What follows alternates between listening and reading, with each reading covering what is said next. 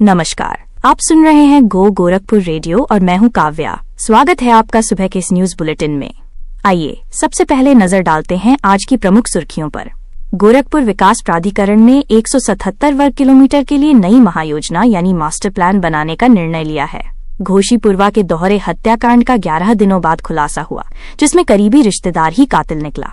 वहीं गर्भवती महिला की हत्या से बैकुंठपुर कोठी गांव दहल गया है। डीडीओ ने जारी किया सख्त नियम, परीक्षा ड्यूटी के दौरान मोबाइल मिला तो तत्काल निरस्त होगी परीक्षा। ये तो थीं सुर्खियां। चलिए अब शुरुआत करते हैं शहर की बड़ी खबरों के साथ। गोरखपुर विकास प्राधिकरण GDA ने अपनी सीमा का विस्तार करते हुए एक नई विकास योजना को मंजूरी दी है। भारत सरकार की अमृत 2.0 योजना के तहत पीपीगंज नगर पंचायत और आसपास के 177 वर्ग किलोमीटर के अधिसूचित क्षेत्र के लिए एक नई महायोजना यानी मास्टर प्लान तैयार की जाएगी। इसका उद्देश्य इस क्षेत्र का सुनियोजित विकास सुनिश्चित करना है। शहर में इलेक्ट्रिक वाहनों को बढ़ावा देने के लिए नगर निगम ने 7 स्थानों पर EV चार्जिंग स्टेशन स्थापित करने की प्रक्रिया शुरू कर दी है। टाटा पावर द्वारा एयरपोर्ट, मल्टीलेवल पार्किंग और गोरखनाथ मंदिर रोड जैसे प्रमुख स्थानों पर ये स्टेशन लगाए जाएंगे। ये पहल पर्यावरण अनुकूल परिवहन प्रणाली को प्रोत्साहन देगी। महायोगी गुरु गोरखनाथ आयुष विश्वविद्यालय में औषधियों की बढ़ती मांग को पूरा करने के लिए एक नई अत्याधुनिक फार्मेसी स्थापित करने की तैयारी है। विश्वविद्यालय की OPD में प्रतिदिन लगभग 1200 रोगी आते हैं। नई फार्मेसी की स्थापना से विश्वविद्यालय औषधि उत्पादन में आत्मनिर्भर बनेगा और इससे 500 से अधिक लोगों के लिए रोजगार के अवसर भी सृजित होने की संभावना है। दीनदयाल उपाध्याय विश्वविद्यालय के कड़े नियम। दीनदयाल उपाध्याय गोरखपुर विश्वविद्यालय ने परीक्षाओं को निष्पक्ष रूप से संचालित करने के लिए एक कड़ा कदम उठाया है। परीक्षा नियंत्रक कार्यालय ने आदेश जारी किया है कि परीक्षा ड्यूटी के दौरान किसी भी कक्ष निरीक्षक या पर्यवेक्षक के पास मोबाइल फोन या कोई अन्य इलेक्ट्रॉनिक उपकरण पाए जाने पर उस केंद्र की उस दिन की परीक्षा तत्काल निरस्त कर दी जाएगी। आइए जानते हैं शहर के मौसम, बाजार और सांस्कृतिक गतिविधियों की स्थिति। गोरखपुर में शनिवार को न्यूनतम तापमान 13.6 डिग्री सेल्सियस और अधिकतम तापमान 24.2 डिग्री सेल्सियस दर्ज किया गया। हवा की गति 3.6 किलोमीटर प्रति घंटा रही। हालांकि शहर की वायु गुणवत्ता गंभीर चिंता का विषय बनी हुई है। वायु गुणवत्ता सूचकांक यानी AQI 459 दर्ज किया गया है, जो खतरनाक श्रेणी में आता है। गोरखपुर की विश्व प्रसिद्ध टेराकोटा कला की मांग देश के अन्य हिस्सों में भी तेजी से बढ़ रही है। मुख्यमंत्री योगी आदित्यनाथ की पहल और एक जिला एक उत्पाद यानी ODOP योजना के तहत स्थानीय शिल्पकारों को गुजरात के अहमदाबाद और कर्नाटक के मैसूर जैसे शहरों से बड़े ऑर्डर मिल रहे हैं। मैसूर के पार्कों और होटलों की सजावट के लिए 3.5 फीट ऊंचे हाथी और घोड़े की कलाकृतियां तैयार की जा रही हैं। घोशीपुरवा दोहरा हत्याकांड, करीबी रिश्तेदार निकला कातिल। घोशीपुरवा में हुए मां बेटी के दोहरे हत्याकांड का पुलिस ने 11 दिनों के बाद खुलासा कर दिया है। हत्यारा कोई और नहीं बल्कि परिवार का करीबी एक रेलवे कर्मचारी का बेटा रजत था, जो मृतका विमला को बुआ कहता था। उसने लूट के इरादे से इस वारदात को अंजाम दिया।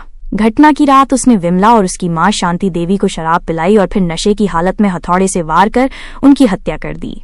उसने घर से लगभग 4.5 लाख रुपए, नकद और सोने का ब्रेसलेट लूट लिया। पुलिस जांच में ये भी सामने आया कि रजत ने यह हत्या अपनी प्रेमिका के महंगे शौक पूरे करने और उसके पिता का कर्ज चुकाने के लिए की थी। पारिवारिक कलह की भेंट चढ़ी 2 जिंदगियां। विशुनपुरा थाना क्षेत्र के बैकुंठपुर कोठी गांव में एक दिल दहला देने वाली घटना सामने आई है। एक देवर ने कहासुनी के बाद अपनी 8 माह की गर्भवती भाभी रिंकी की चाकू मारकर हत्या कर दी।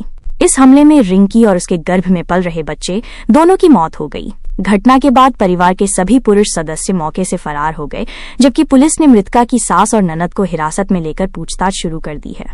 RPF भर्ती घोटाला, अंतर्राज्यीय गिरोह पर नजर।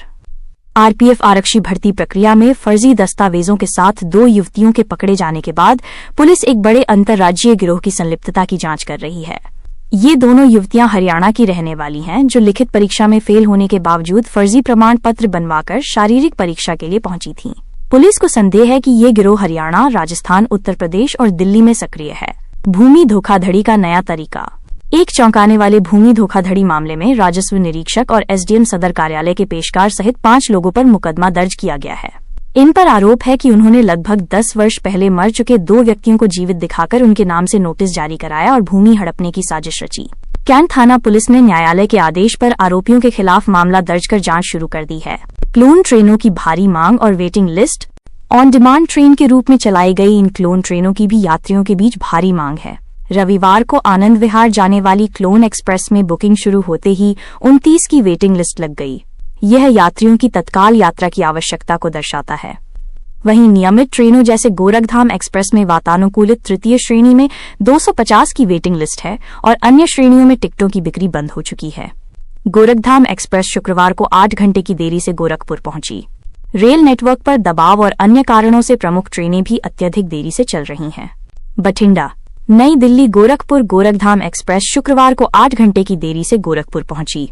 इसी तरह आजमगढ़ से लोकमान्य तिलक टर्मिनस जाने वाली LTT एक्सप्रेस 5 घंटे की देरी से रवाना हुई। लगातार देरी के कारण यात्रियों को, विशेषकर LTT एक्सप्रेस के यात्रियों को गोरखपुर जंक्शन पर रात गुजारने जैसी कठिनाइयों का सामना करना पड़ रहा है। और इसी के साथ हमारा सुबह का न्यूज बुलेटिन यहीं समाप्त होता है। आप बने रहिए हमारे साथ, क्योंकि हम लगातार आपको शहर और आसपास की हर खबर से अपडेट करते रहेंगे। मुझे यानी काव्या को दीजिए इजाजत। नमस्कार और आपका दिन शुभ हो।